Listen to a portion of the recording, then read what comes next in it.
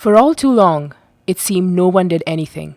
Sure, there were some who talked about things like carbon cycles and anthropogenic carbon, but it didn't seem relevant to our day-to-day lives. Governments and corporations thought that preventing climate change wasn't worth their money or effort, and individuals felt as if their actions wouldn't make a difference. Years ago, Delta farmers warned us about crop failures caused by salination. But it wasn't until the year of the drought that people began to see how bad things were. Uncontrollable fires raged through Western Island's bird sanctuary. Local farmers lost acres of crops year after year. Everyone began to ask if this was natural. Then who can forget the floods? At first we noticed the storms, how they seemed more severe. We shrugged it off. Weather can be strange sometimes. We rebuilt our communities after each event, not paying much attention to how we were still vulnerable. It wasn't until flooding became more frequent that some people began abandoning their homes. Here the rains got worse, while in the highlands more and more ice melted. We learned terms like freshet and watershed, and began to pay more attention to dikes. We watched the Fraser River each day with anxiety.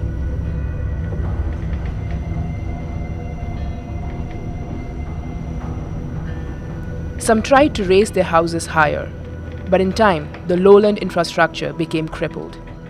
Entire neighborhoods began to desert their homes, moving to higher areas.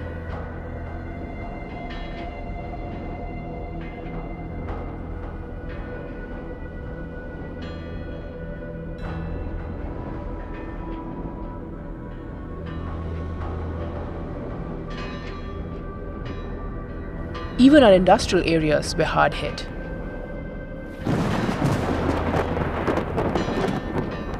We had ravenous appetites for fossil fuels, but global supplies dwindled, demand increased, and prices skyrocketed. One by one, companies folded and people lost their jobs. The once thriving industrial area became a forgotten wasteland. Displaced families began pouring into North Delta, but we had not planned for urban growth. The influx of climate refugees from near and far stressed our resources. We began to question our own resilience. For years now, we faced overpopulation and pollution. These days, we are not sure if we will have power at certain times of the year. Shortages have forced the city to implement strict rationing systems. Water and even food is sometimes in short supply. Because reliable public transit was never built, people wait for hours in heavy traffic and pay for the high prices of gas because they see it as their only choice.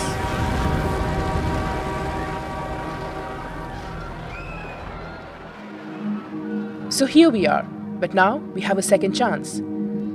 I've put my life's work into this time machine, and I have decided to send you. You knew Delta better than anyone. You have always had great curiosity and foresight. I think you are the one with both the knowledge and the influence to change the past.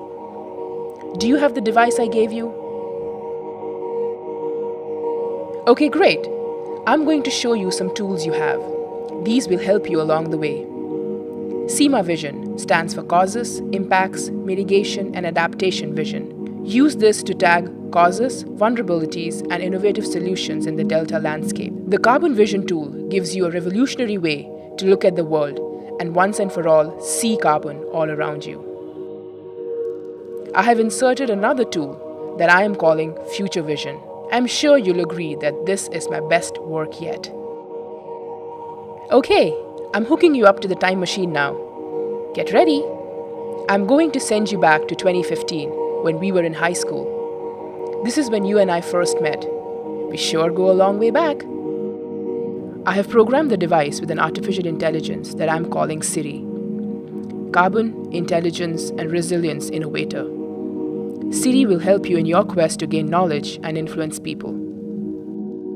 You're not only going to have to alter your own choices, but influence the attitudes and actions of those around you.